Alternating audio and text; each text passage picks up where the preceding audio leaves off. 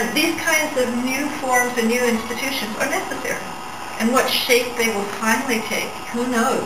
They're evolving organically all over the earth.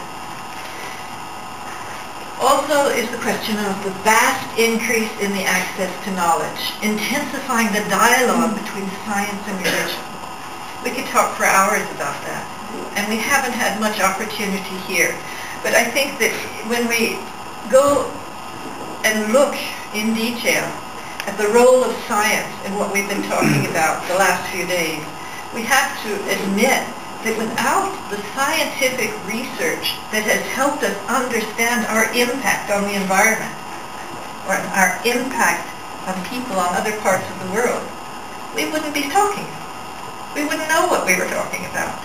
At the same time, it's not so easy to transmit this information to people who haven't thought about it like you all have, or who don't have the frames of reference, or who don't have the education.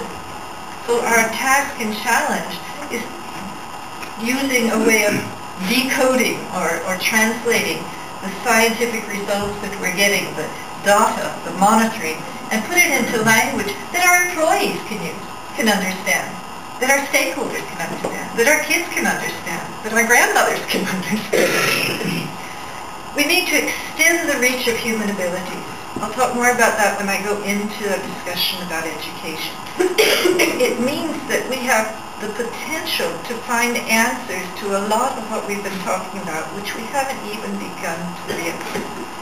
And the problem of getting from point A to point B is that you don't go in a straight line, right? You go a little up and down and to the side, and good business people know this. It's not always that we follow that path. I think it's easier to get that way. I was in Japan last week and had an interesting experience. Some of you have been in Japanese gardens, right? You know how the bridges are?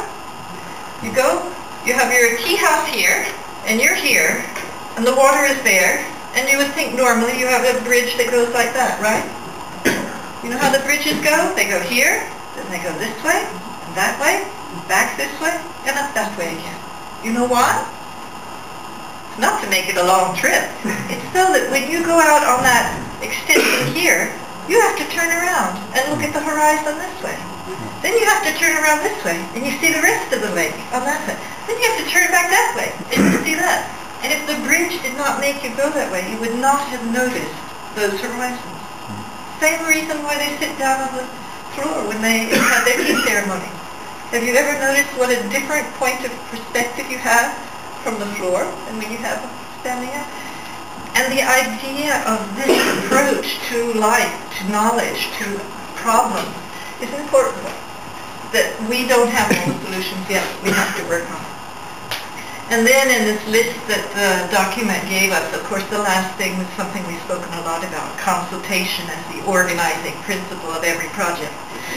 But I must admit that in the run of these 3 days, I've been a bit surprised at some of the lack of answers to a few questions about how different businesses are going to incorporate greater stakeholder dialogue. So we'll come back to that in a minute.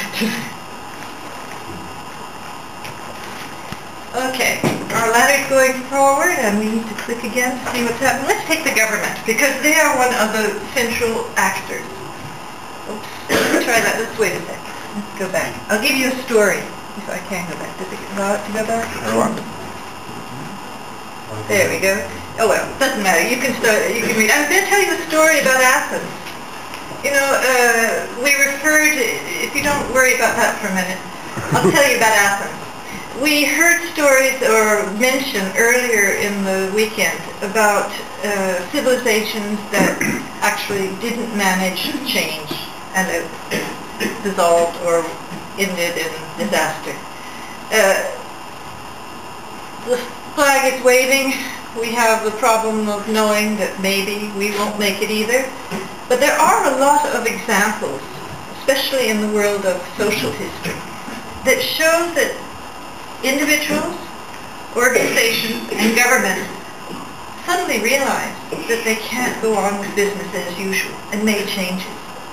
I don't know how many of you read Plutarch lately, but Plutarch describes how at one point in Athens history there was enormous disparity among the people in Athens. There were extremes of rich and poverty. There was an enormous lack of communication between different parts and different groups. There were marginalized groups. There were people getting ready to revolt. There was a question of an armed revolution in the area. And the rich were getting their defenses ready, prepared to fight the rebels who were, of course, from the disadvantaged group. And what happened was that a coalition, a large coalition over a number of years, of individuals and of groups and of leaders got together and enacted enormous reforms. They put in taxes. They started paying for the children of the orphans of the soldiers who had died in the wars for Athens to be educated. They were giving help to slaves and giving new kinds of opportunities for children. They provided medical services. And apparently this was enough to save Athens from complete disruption in a period. It didn't receive such good response. I mean, the rich said, "Oh, you're stealing from us." And the rebels said, "Oh, you're not dividing land between us. We're still not rich." So of course, it was a process. But it shows that in one little period in history,